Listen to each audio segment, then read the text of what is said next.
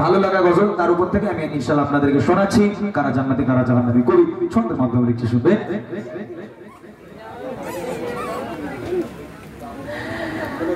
এই নারী তোমার কণ্ঠের আওয়াজ জোরে বলে আল্লাহ যারা নামে নারী দুনিয়ায় চেনা রূপায় যাদের কণ্ঠ জোরে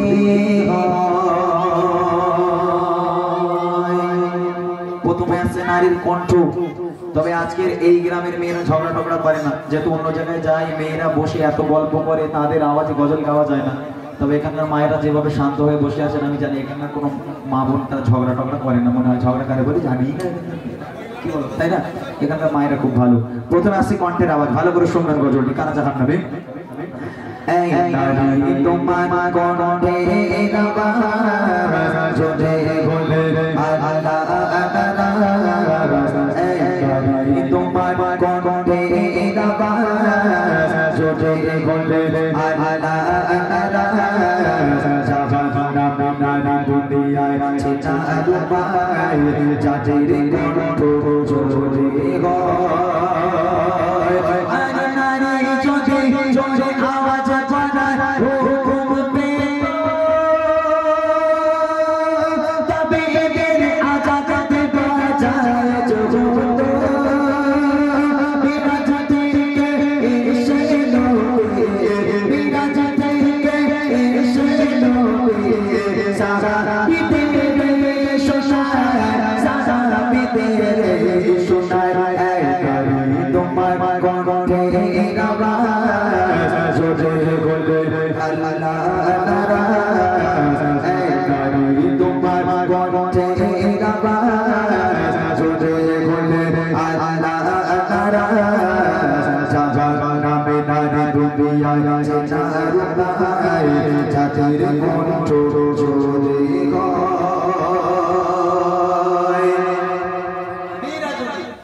যদি কণ্ঠ জোরে করার আদেশ থাকতো, মহিলাদের কণ্ঠের আওয়াজ যদি জায়েজ থাকতো, তাহলে মহিলারা মসজিদের মুয়াজ্জিন তারা হতো। কেন বলেন দি? যেহেতু মহিলাদের যারা নারী হয় তাদের কণ্ঠ মধুর মতো কণ্ঠ, ওই জন্য যদি তাদের আওয়াজ জায়েজ থাকতো তাহলে নারীদেরকে মুয়াজ্জিন রাখা হতো। একটা কোনো নারী মুয়াজ্জিন আপনারা দেখেছেন যে কোনো একটা মহিলা মসজিদ থেকে আজান দিচ্ছে, তাদের কণ্ঠটা প্রথম, কণ্ঠের আওয়াজকে বর্ণনা করতে হবে। তোমার এই কণ্ঠের আওয়াজ যেন তোমার ঘরে থেকে যেন তোমার বাইরে না যায়, কোন পরপুরুষ যেন তোমার কণ্ঠের আওয়াজ শুনতে না পায়। তাহলে মনে রেখে দাও, কণ্ঠের আওয়াজ যে নারীরা জোরে করবে আজকে তারা আল্লাহ পাক বলছে দেখে নে ওই সমস্ত নারীরা জাহান্নামী। এই কণ্ঠকে তোমার হেফাজত করতে হবে। ও আল্লাহ, ঝগড়া যদি এই গ্রামে হয়, সরি এই গ্রামে না বলবো না, বাড়ি যাওয়া গন্ডগোল হয়ে যাবে আমার। আমাদের গ্রামে যদি এক জায়গায় কোনো একটা নারী, কোনো একটা মহিলা, কোনো একটা মা যদি ঝগড়া করে, তিনটে গ্রামের মানুষ বুঝতে পারবে যে অমুকির বউ ঝগড়া করছে, তার সঙ্গে চুল ছেঁড়াছিড়ি তো ফিরি। আলহামদুলিল্লাহ, কত সুন্দর করে ঝগড়া করে। তাহলে আপনারা ভালো, আপনাদের বলি না আমি, আপনার কি খবরটা যেন গাড়ির চাকাটা লিক করেন না, গন্ডগোল হয়ে যাবে। আর এখানকার মায়েরা খুব ভালো, তবে আমাদের ওখানকার মেয়েরা খুব ভালো, মানে খুব বদমাশ আর কি, বুঝলেন? ওদের কণ্ঠের আওয়াজ সবসময় উপরে থাকে। আগেকার জামানায় কি হতো, স্বামীরা সামনে দাঁড়ালে স্ত্রীরা মাথা তোলার ক্ষমতা হতো না। আর এখন স্ত্রীরা সামনে দাঁড়ালে স্বামীরা মাথা তুলতে পারে, স্বামীরা মাথা হ্যাট করে থাকে। এই হলো জামানা। কবি লিখছে শুনবেন।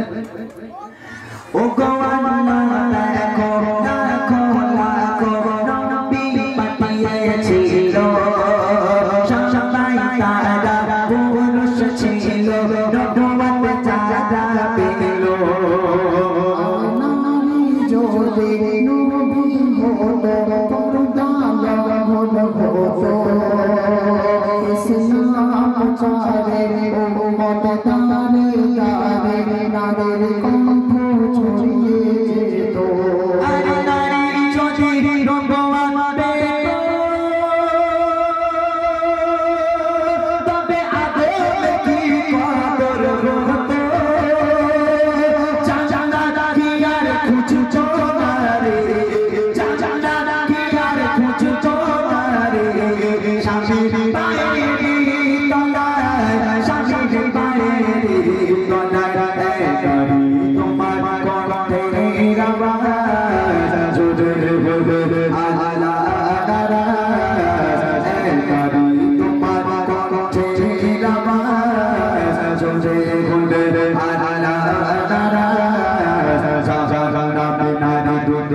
আছে চাঁদ পায় যাদের কণ্ঠ জোরে হয়। এইবারে আসছে মূল কারণ কিসের জন্য নারীরা জাহান্নামী, এটা হবে মূল কারণ। আওয়াজটা তো ছিল ওটা নরমাল, ওটাও জাহান্নামী। তবে মূল জাহান্নামী কারা? যারা স্বামীর উপর চোটপাট করে, যারা স্বামীর উপর হুকুম করে, যারা স্বামীকে লাঞ্ছনা বঞ্চনা করে। এখানে অনেক আমার মায়েরা বোনেরা আছে, অনেক যারা এখন নতুন নতুন হয়তো বিয়ে করেছে, তারা হয়তো স্বামীকে কিভাবে সেবা করতে হয়, স্বামীর হক কিভাবে আদায় করতে হয় তারা হয়তো জানে না। তবে এগুলো আল্লাহ রাসূল হাদিসে শিখিয়ে দিয়ে গেছে, সেগুলো জানতে হবে। এর আগে আম্মাজান ফাতেমাতুজ জোহরা রাদিয়াল্লাহু তাআলা আনহা এবং হযরতে আলী, তাদের মধ্যেও ঝগড়া হতো। তিনি নবীর মেয়ে, তারপরেও তাদের সংসারে অশান্তি হতো। আমাদের সংসারে যেমন অশান্তি হয়, ফাতেমার সংসারে অশান্তি হতো। হযরতে আলীর সঙ্গে ঝগড়া হলো, ফাতেমার কেউ কারোর সঙ্গে কথা বলে না, হযরতে আলী একদিকে, ফাতেমা একদিকে। তাদের ঝামেলা কে মেটাবে? তাদের ঝামেলা মেটানোর জন্য আল্লাহ রাসূল আসতো। আল্লাহ রাসূল ফাতেমার বাড়ি এলো, ফাতেমা দরজা খোলো। দরজা খুললো, আম্মাজান ফাতেমা দাঁড়িয়ে আছে। নবী পাক জিজ্ঞেস করছে, ও ফাতেমা কি হয়েছে? আলীর সঙ্গে ঝগড়া হয়েছে, কথা হয় না। মেয়ে বলছে, আব্বা আপনার জামাই এই করেছে, জামাই বলছে আপনার মেয়ে এই করেছে, যেটা হয় আর কি। আল্লাহ রাসূল একদিকে ফাতেমাকে শোয়ালো, আল্লাহ রাসূল নিজে মাঝখানে শুলেন, একদিকে হযরতে আলীকে রাখলেন। দুই দিকে দুই জামাই মেয়ে, মাঝখানে শ্বশুর। আল্লাহ রাসূল তাদের সঙ্গে খুশ মেজাজে, সুন্দরভাবে খুশ মেজাজে হাসতে হাসতে কত সুন্দরভাবে গল্প করতে লাগলো, হাসি ঠাট্টা করতে লাগলো। তাদের সঙ্গে গল্প করতে করতে এক পর্যায়ে গিয়ে হযরতে আলী আর ফাতেমার মিলন হয়ে যেত। আবার তাদের ঝগড়া মিটে তারা এক হয়ে যেত।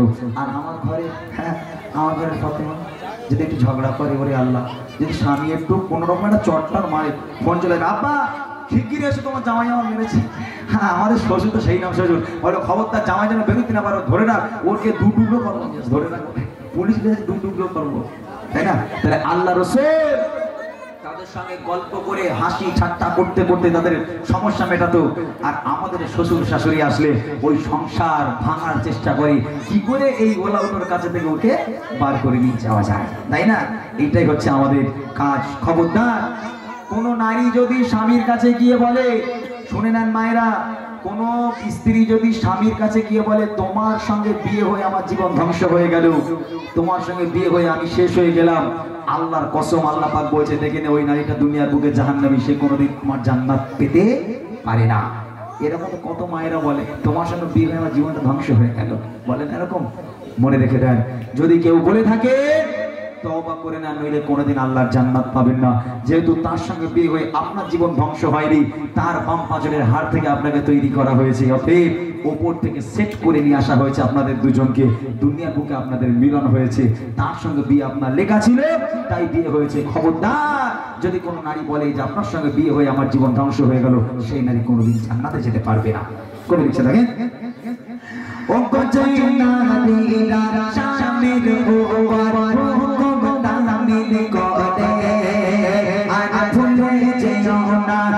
সৃষ্টি হয়েছ পুরুষের বাবা জোরের হারে, শোনো নারীর স্বামীর সেবায় তবে এত সম্মান পাবে, আর যার কারণে কাঠুরিয়ার দেবে সবার আগে জান্নাতে যাবে।